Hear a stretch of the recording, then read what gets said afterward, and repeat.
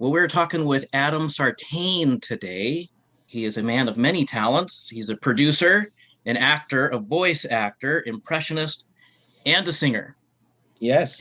I believe you're also a DJ of some sort, or you host film Yeah. festivals? Yes. Yeah. I'm a event host, I guess.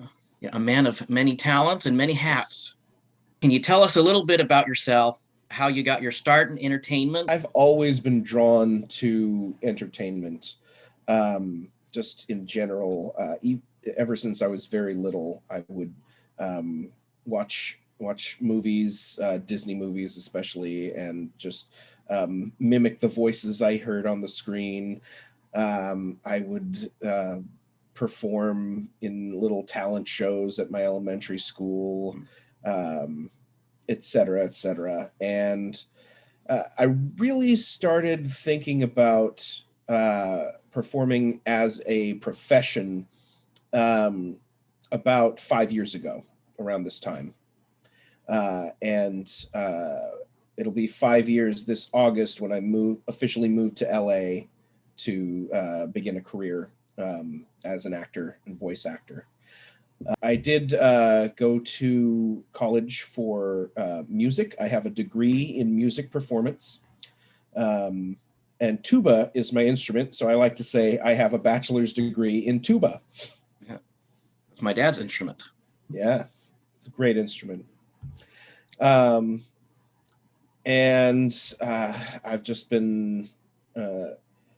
I made sure when I moved down here that if I was going to do this, I was going to be prepared. And that paid off. Like I before I even set foot in LA, I had a website set up. I had a demo reel, and I had headshots. And it definitely paid off because I booked a national commercial within 3 months of arriving in LA. And got a commercial agent 2 months. So within arriving, I came in end of August. By mid-October, I had the commercial agent. The second commercial they sent me on, I booked.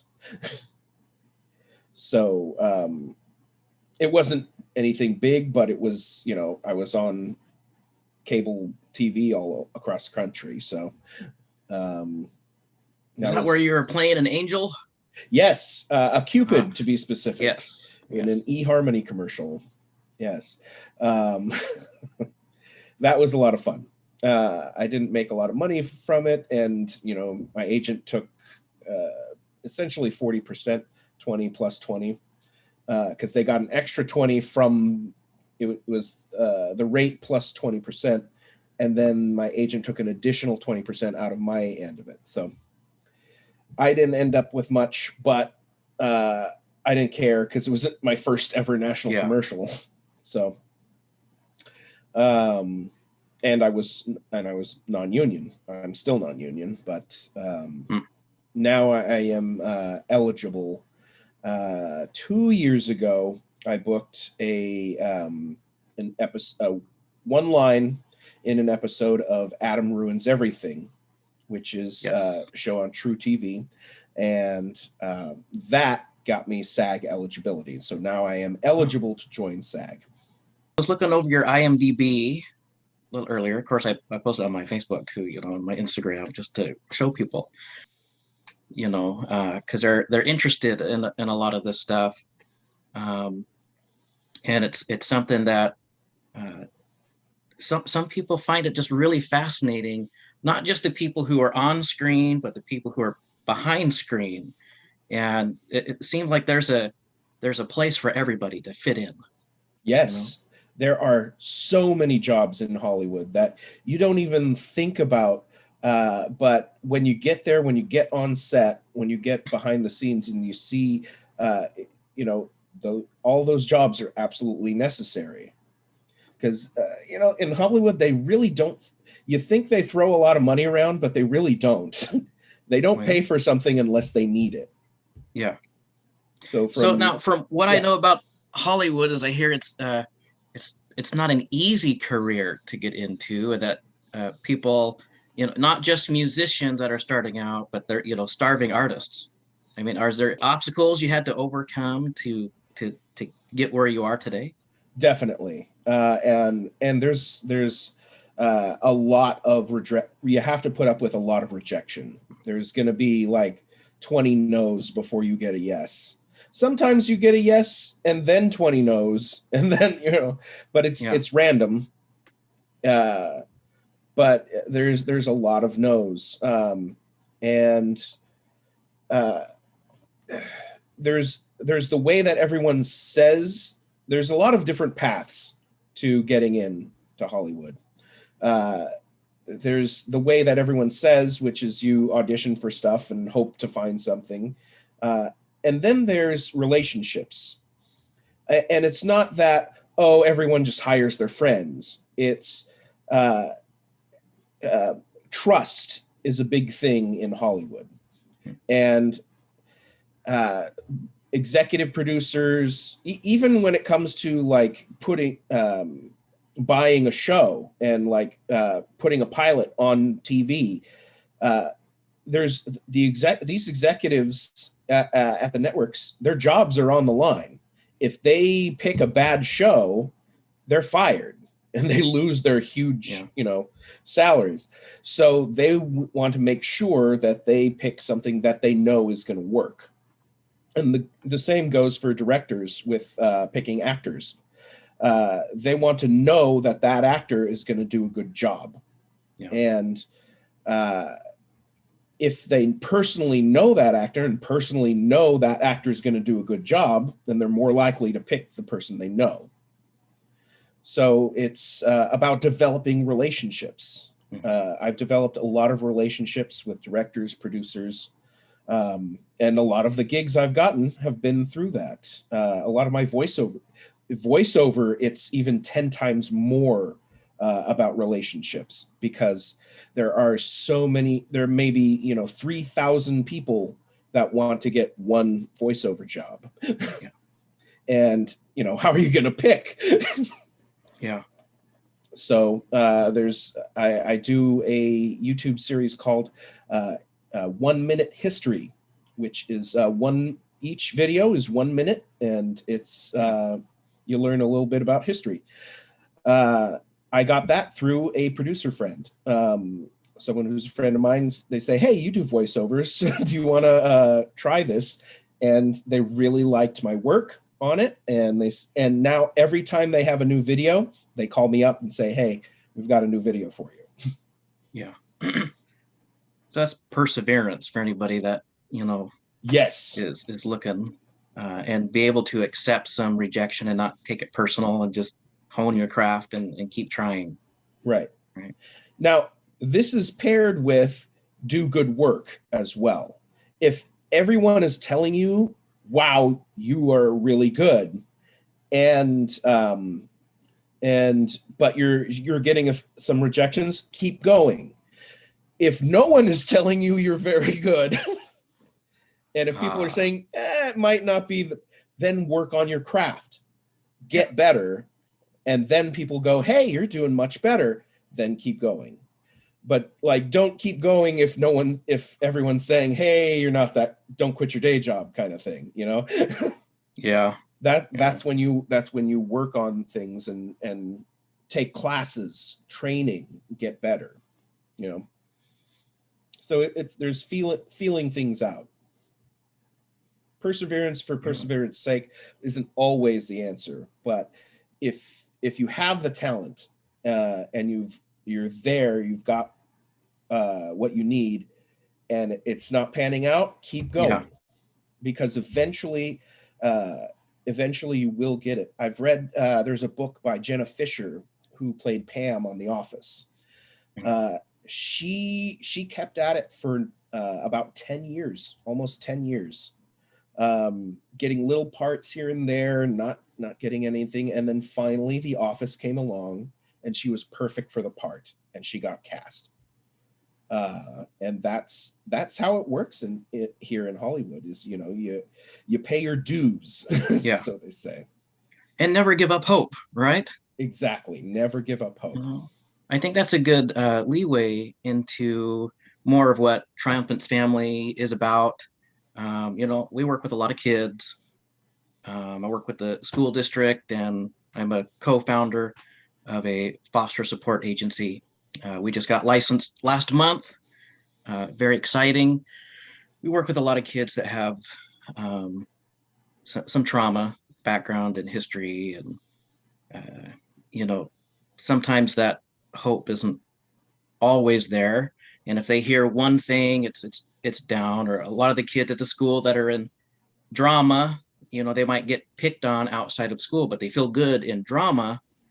But they're bullied, or they don't feel that there's hope. How would you inspire them if they're watching this right now? I know a thing or two about bullying. I wasn't very bullied heavily, but I was I was bullied because of my weight. I am, I'm a big guy. And it's just that it was those little things. And the way I always handled it was with humor. And if you look at a lot of comedians and you look at their backstory and you interview them, you'll find that a lot of comedians, like some of the best comedians, had very bad childhoods and were bullied as children. And the way they made jokes. You just lean into the teasing. Oh yeah, I'm fat. I'm like fat bastard. Like Mike Myers, or oh, I'm Shrek. Just, lean into the teasing, and there's nothing they can do about it, because the whole point of teasing, of bullying, is to get a rise out of you, to make you mad. And if you're not mad, then it frustrates them. It frustrates the bully. I can say I was picked on pretty heavily. I was short and I was quiet. I tried to make the jokes and be funny. I'm just not a funny person. So it didn't work for me. But the funny thing about it is, I guess, being just sincere and straightforward. A lot of the bullies, eventually I became friends with. Eventually they were, talking to me about the problems that they were having. Right. Have you ever heard that statement? Hurt people hurt people. Oh yes, definitely. So I took things with stride, and if I had to take it, I would just have to take it. But I would always make sure to connect with them later. Work. 9 times out of 10, they want to hurt you because they've been hurt in some way, shape, or form.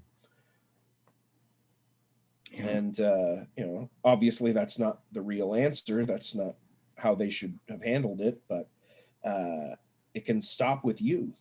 Yeah.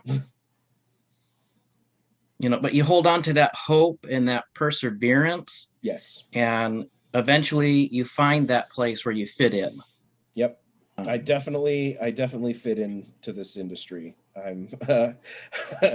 I'm very much at home. Before this, I worked for the state of California, working as a bureaucrat, essentially in a low-income housing program. It was fulfilling work. I was helping people have a roof over their heads, but it just I would do voices around the property managers, and then my boss would call me up and say, hey, you can't do that, that's unprofessional. And now I'm doing voices professionally. Yeah. I've seen a little bit of your work. Like you got the film reels and stuff like that. And yes. And you talk about you transition into your voices in and out so fast. It's so smooth. Oh yeah, I can go from this one to a little something from New York over here. Yeah. So when you're talking about now this is your work, because you mentioned Shrek, and you've got a musical coming up. You are yes, Shrek. I finally, it's my first, I will say it's my first ever officially lead role in a musical, and I'm very, very pleased about it. I've played principal roles, Yeah. but never a lead. So I'm very pleased to say I will be in a production of Shrek the Musical coming July 9th through the Davis Musical Theater Company. It's going to be an online, a virtual performance. Yeah. And Shrek is teased and kind of bullied. I mean, that whole show is about freaks and people who are different, people who are bullied for being different. Yeah. And again, the bully in this, Lord Farquaad himself, is a quote unquote freak. His father Yeah. was one of the seven dwarves. And so he hates that within himself. And that's why he takes it out on the other fairy tale creatures. But, you know, in the end, it's all about being who you are. The whole show is about being who you are and being okay with that. Even Fiona, you know, the princess in it, her true form is the ogre, and she wants to be a princess because she's told by society that that's how you should look. Now, can you say that through your work, through your comedy, through your singing, that you are bringing joy to people? Oh yes, yeah, and not through a pride thing like, oh yeah, I'm the best kind of thing. It's only because so many people approach me afterwards and tell me, so that there's confirmation that yes, I have brought joy to people. People enjoy my work, and that's, you know, that's really why I do it, is so, you know, to give people that enjoy, to put a smile on someone's face, to to bring people joy, Yeah. yeah, and to make people think sometimes as well. Yeah. I happened to be showing everybody when we were on our stakeouts as recently, um, your video of it's a Christmas song, and you're doing 10 different voices. I'm just Yes, going to tell yes. you that while we're out driving or just sitting, you know, at midnight or whatever that we're doing, you know, even though it's not Christmas season, it's, you know, just after spring break. Everyone I showed it to just kind of brightened up. You know, we all got pretty joyful. There's an interesting story behind that video. I originally recorded that a few years ago as part of a Christmas album that I recorded for my friends Oh, and family as a Christmas it was the Christmas present I gave out that year. oh, wonderful. And I wanted to showcase the voices that I can do. And that particular song I wanted to do, that was the finale, and I did, you know, all the voices. The album, all the other songs in the album were one voice each song. Mhm. So I did Frosty the Snowman, which is famously sung by Jimmy Durante, but I sang it as Louis Armstrong. And then Winter Wonderland, which is famously sung by Louis Armstrong, I sang as Jimmy Durante. Yeah, yeah, yeah, And so so basically all the voices I did, I threw into that most wonderful time of the year, because it's one of my favorite Christmas songs. And I actually mapped it out. It's like, okay, I'll do this voice for this verse, this voice for this verse. And as long as I know what I'm doing ahead of time, it's very yeah. easy to switch between voices. Mm. It's harder to do it on the fly, I'll tell you that. Oh, Especially because off the top of my head, I don't really remember which voices I can do, which is why I have a list of all 78 voices and accents and impressions oh, that I can wow. do. Yeah, it's a lot Wow. to remember. But once I read, oh, okay, that one, yeah, I remember it, and then I can Yeah. go into it. But yeah, so I recorded, that was just an audio file. And then this past year, the Davis Musical Theater Company was having a fundraiser. And as part of the fundraiser, everyone was submitting videos. And so I remembered that song and go, oh, I'll lip sync to it. I'll record myself lip syncing to it, and I'll put a nice background on, and that'll be it. And yeah, so that was, and then I thought, okay, this is too perfect. I have to post this on my YouTube channel. And that's how it got out there. Yeah. Yeah, that was very good, and we've been enjoying it. We covered, some of the voice acting and getting into acting. You and I met you through a Space Command event, and you are a producer on Space Command. Yes, I am. Well, an associate producer. Associate producer. Yes, not quite a producer, but I do quite a few things for Space Command. There it is, which is a spacefaring sci-fi show created by Mark Sickrey. I'm actually a investor in Space Command. Yes. That's how I first was introduced to it. I heard about it. I had some money at the time, so I bought an investment share, and then to shore up and protect my investment, I started volunteering, and then made myself useful, and now I'm an associate producer. Yeah. So you were doing all like the tech work, and I saw you in chat, and you're just all over the place, and I hear your name often.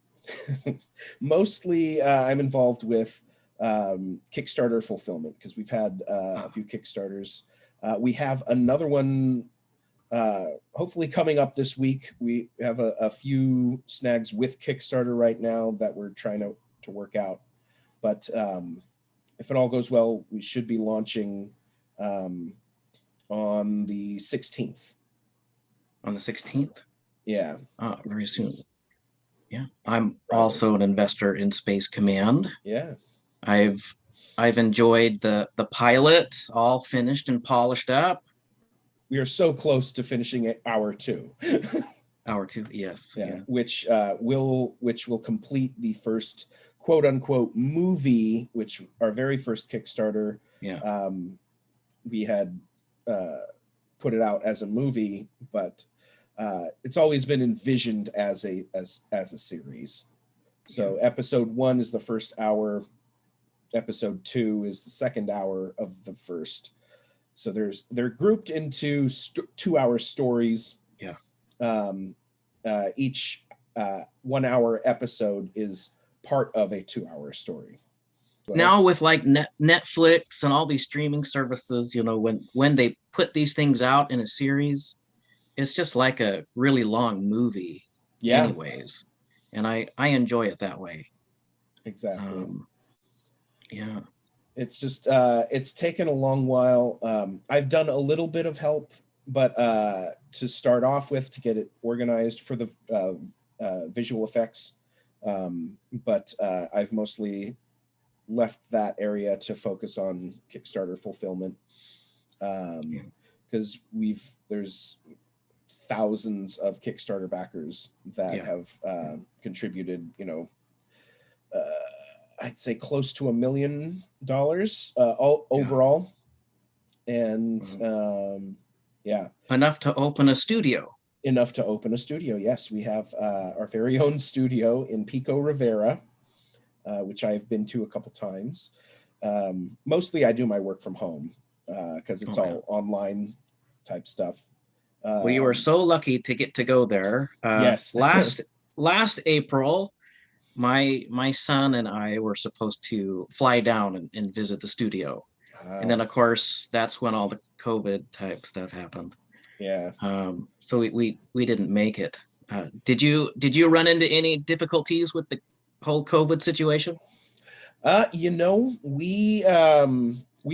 We never stopped working. We actually kept working. Last year around this time, Mark and his wife wrote a 2-hour episode. It was originally just going to be a quick little blurb, but then with a couple actors sending in videos, but then he found almost everyone was available to do videos in their own home. So he just kept adding more and more. And they used footage that they had previously shot that they were going to use in episode 4. And they decided, let's just put it in this now so we can have it out. And it's called Ripple Effect. So there's on the Mr. Sci-Fi YouTube channel, you can find Ripple Effect. That's a 2-hour special that all these actors, they shot in their home on green screens or just with their natural backgrounds. It was very well put together, well done. And then, of course, we did do one shoot in, I want to say September or October, for part of episode 4, all COVID compliant. So there are, even during the pandemic, later in the pandemic, SAG finally put out guidelines, and so there's now a job for the foreseeable future, because Hollywood doesn't do things quickly.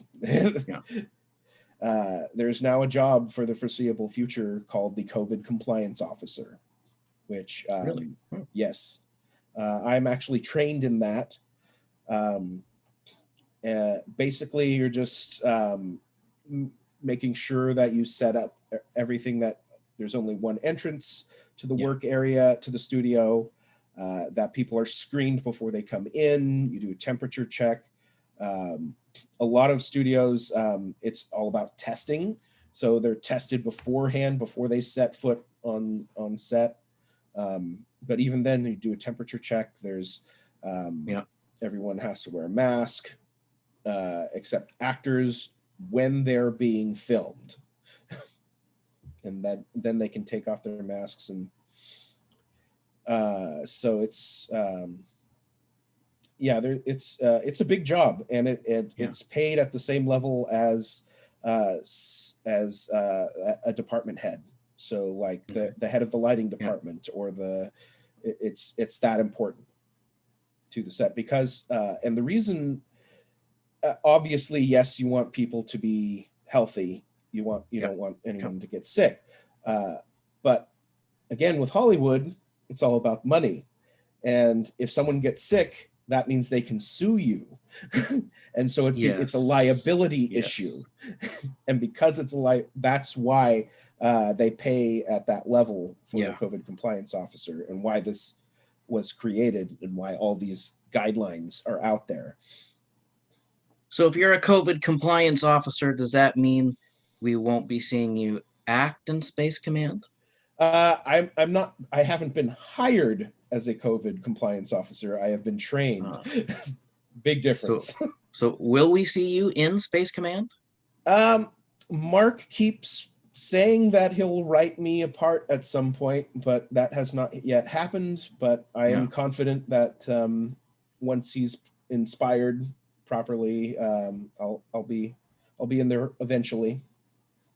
It seems like he's because I now have like 6 episodes that he sent, or 6 hours that he's sent, that he's kind of spotlighted a few actors. And when I've heard him talk on Mr. Sci-Fi, and when he calls and checks up personally with everybody, his investors, seems like he's found people, like Doug Jones or Mira Furlong, and that he's writing parts for them. So yeah, exactly. Yeah.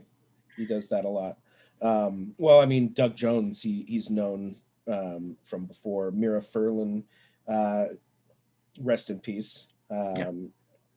She worked with him on Babylon 5. He was a writer on Babylon 5, and it's one of my favorite shows, by the way. Yeah. Bob Picardo, Bill Mooney. He knew from the old days, like because he wrote the book The Twilight Zone Companion, Yes. and Yeah. Bill Mooney was in Twilight Zone. So that's, again, relationships. It's all about relationship. He knew all of these people. Yeah. And talked them into doing this. I mean, he's still paying them, but yeah. Yeah. I had below their normal rate. Yeah, I had a good conversation with Mark, and we talked a lot about. He talked about relationships, building relationships, and we talked a lot about kindness. Yes. TriumphAnts Family Entertainment, which is where you are today. Yes. We are also focused on a little bit of the faith aspect. Has your faith played a role in your success? Oh, definitely. I mean, the real reason why I came down to LA in the first place is I felt called. I'm definitely I wouldn't consider myself religious, but I'm a believer in Jesus.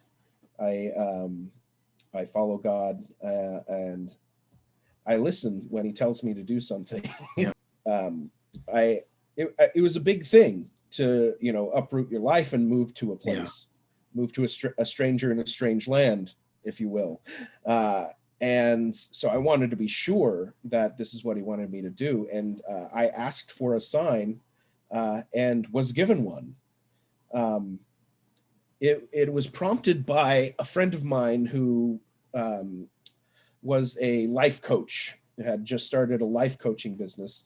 And he put out an email to all of his friends and clients, like a little blurb article saying, oh, if you're not sure about something, ask the universe for a sign.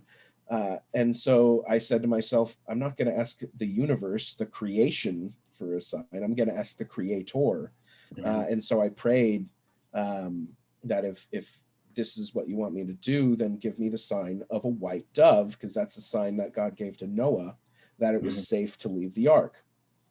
And a white dove is the universal symbol of peace. Yes. So I also, felt, that would mean that it would be a peaceful, that there would be peace in this transition.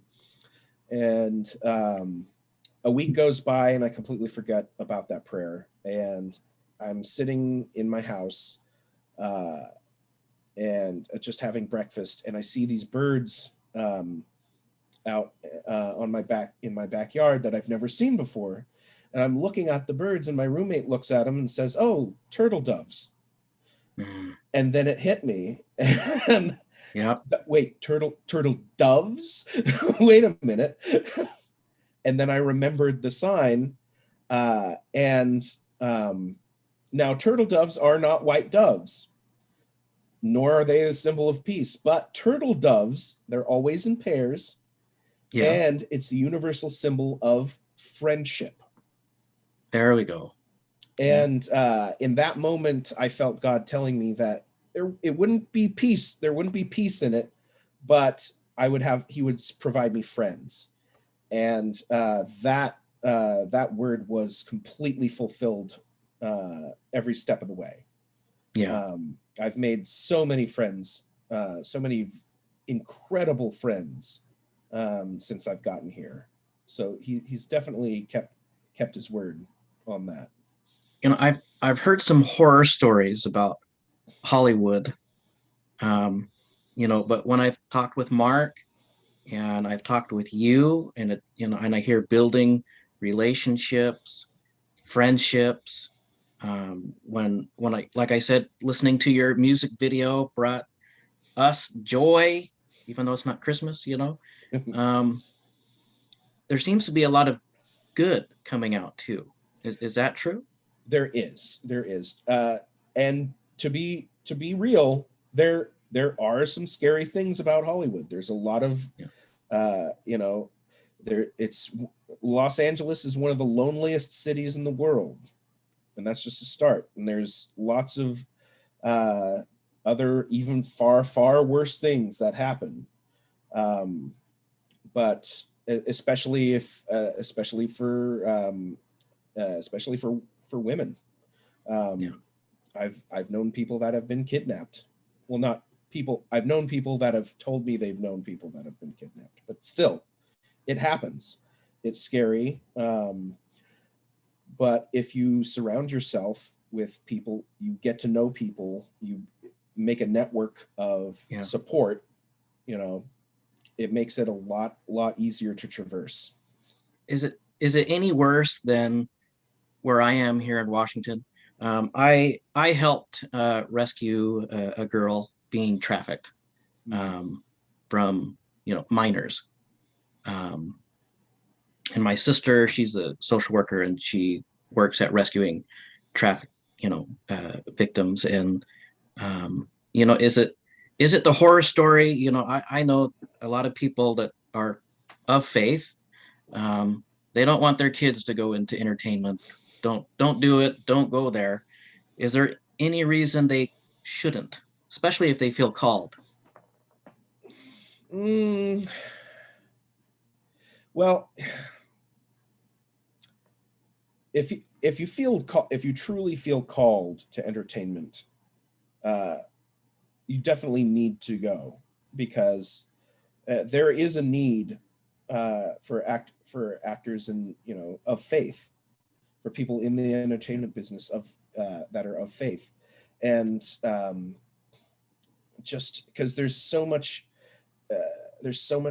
doubt, even among professional A-listers, that they have doubt. They have, and just to be there as a friend, as someone who's solid, who's on solid ground, so to speak. Yeah.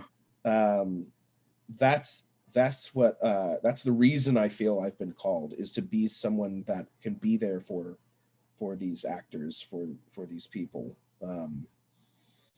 I have a friend who was a warm-up comic, has been in the business for 20 years, and he still doubts his own abilities. He still keeps asking, was that funny? And I was laughing, it was hilarious. And it's there's just so much, so many devils that sit on your shoulder and say you're not good enough, but Yeah. but don't listen to them. Listen to God, who says, he put you there for a reason. Yeah. But there's going to be danger. There's going to be danger, but if God's on your side, who can stand against you, right? Yeah. But yeah, that's you look for the friends, and you avoid the people that drag you down. Oh, absolutely. Yeah. Absolutely. And the other thing about kindness that I do want to say is this is an industry, this is a city that runs on stories. And I did encounter where I was doing lighting and sound for a play, and in this play, what the two lead actors did not get along together, and the one of the, not the last performance, but like the second to last performance, he bit her. Oh. On stage in the blackout at the end, just before they left the stage. The show was over. He didn't have to act anymore. Wow. And he bit her on her arm. My word. And so I told him this, and I said, either you behave for this last performance, or this story is going to make it all over the place and no one will ever work with you again. Yeah. Because, people choose, it doesn't matter how big of an actor you become. If you're difficult to work with, that gets around. And if you're not kind to other people, that gets around. Yeah. And if no one wants to work with you, no one's going to work with you. Well, all I can say is when us watching your Christmas video, it was like, I want to talk with him, just Right. of course, we were doing that hard stakeout, very challenging. And it was really a little bit of light and some darkness. And so we had a good time watching it. Very glad to provide that. And I think people that listen to this conversation, I don't know whether to call it an interview or a conversation. I like conversation Yeah. a lot better. I think they're going to get a little bit of something out of this. They get to know who you are, know that they have a friend in Hollywood. Absolutely. And I'm happy to. There's a friend up in Davis that's planning on moving to LA, and I offered to show her around, give her pointers. I'm of the belief that a raising tide raises all ships. Yeah. That sure, there's competition, but there's so many different types, and even someone that meets my own type, I'll help them if they ask for help. Awesome. I mean, since you threw out a good saying, I'm going to throw out a saying. If we read in Scripture, it talks about the story of the king who gave the talents to his servants, and I think you have many talents here, and you said that you were called and you answered that call and you invested your talents, and I think the king is going to reward you for that. And I think people will too, because you are bringing joy. You brought kindness to my little TriumphAnts family entertainment page, and it's appreciated. And I hope that people will feel uplifted and have some hope and look for their calling as they hear us talk. I hope so as well. All right. So I thank you for being here. Yeah.